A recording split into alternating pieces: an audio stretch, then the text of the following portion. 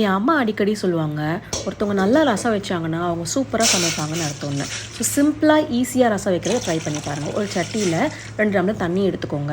அதில் வந்து தக்காளி ஆட் பண்ணிக்கோங்க. கொஞ்சம் ஒரு சின்ன சைஸு புளி போட்டுக்கோங்க. அதோடு சேர்த்து கொஞ்சம் மஞ்சத்தூள் போட்டு இதை வந்து நல்லா கொதிக்க விடுங்க. அதாவது அந்த தக்காளி அந்த தண்ணியிலே நல்லா கொதித்து மசியணும். மசிஞ்சதுக்கப்புறம் அதை எடுத்து நல்லா மசித்து கையிலேயே நல்லா கரைச்சி எடுத்து வச்சுக்கோங்க. இப்போது ஒரு சட்டியில் எண்ணெய் விட்டுட்டு கடுகு, சீரகம், பூண்டு, காஞ்ச மிளகாய் இந்த 4 ஐட்டம் தான் போட போகிறோம். அதோடு சேர்த்து நல்லா கொஞ்சம் பெருங்காயம் போட்டுட்டு இதை எண்ணெயிலே கொஞ்சம் வதக்கிக்கோங்க. இது வதங்கினதுக்கப்புறமா நம்ம கரைச்சி வச்சுருக்கோம்ல அந்த தக்காளி எடுத்து அப்படியே இதில் வந்து ஆட் பண்ணிடுறது தான். ஆட் பண்ணிவிட்டு ஒரு 2 நிமிஷம் கொதிக்க விட்டுட்டு இதில் உப்பு சேர்த்துக்கோங்க. உப்பு சேர்த்துட்டு உங்களுக்கு தேவையான அளவு தண்ணி ஊற்றிக்கோங்க.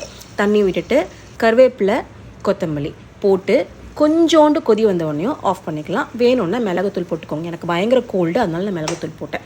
இதை வந்து ஆஃப் பண்ணிட்டீங்கன்னா சூப்பரான டேஸ்டியான தக்காளி ரசம் வந்து ரெடி ஆகிடும். It is very simple to do, யார் வேணால் பண்ணலாம். அதுக்கப்புறமா இதோட நான் வந்து நெத்திலி மீன் வந்து நல்லா எண்ணெயில் போட்டு டீப் ஃப்ரை பண்ணி நெத்திலி மீனை பொரித்து எடுத்துட்டேன்.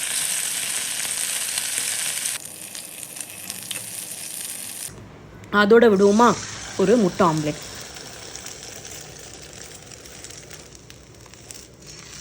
ரசம் சாதம், ஃபிஷ் ஃப்ரை அண்ட் முட்டை வறுவல். இதை விட ஒரு கிரேட்டஸ்ட் காம்பினேஷன் எனக்கு இருக்குமான்னு தெரியல. ரொம்ப ரொம்ப ரொம்ப ரொம்ப easy to do this rasam. இதை நீங்கள் ஒரு வாட்டி செஞ்சு பாருங்கள். You will enjoy it thoroughly. எனக்கு ரொம்ப ஒரு பிடிச்ச டிஷ்ஷுனா அது வந்து இந்த மாதிரி செய்கிறது தான். ஸோ சுட சுட வந்து இந்த ரசத்தை நல்லா பெரட்டி, என்னால் சூடே தாங்க முடியல, அவ்வளோ சூடு இருந்தது. ரசத்தை நல்லா பெரட்டி ஒரு துண்டு முட்டை எடுத்து வச்சு அதுக்கு மேலே ஒரு துண்டு மீன் எடுத்து வச்சு அப்படி மொத்தமாக சேர்த்து கலக்கி எடுத்து சாப்பிட்டா அதில் ஒரு சுகம் இருக்குது பார்த்தீங்களா?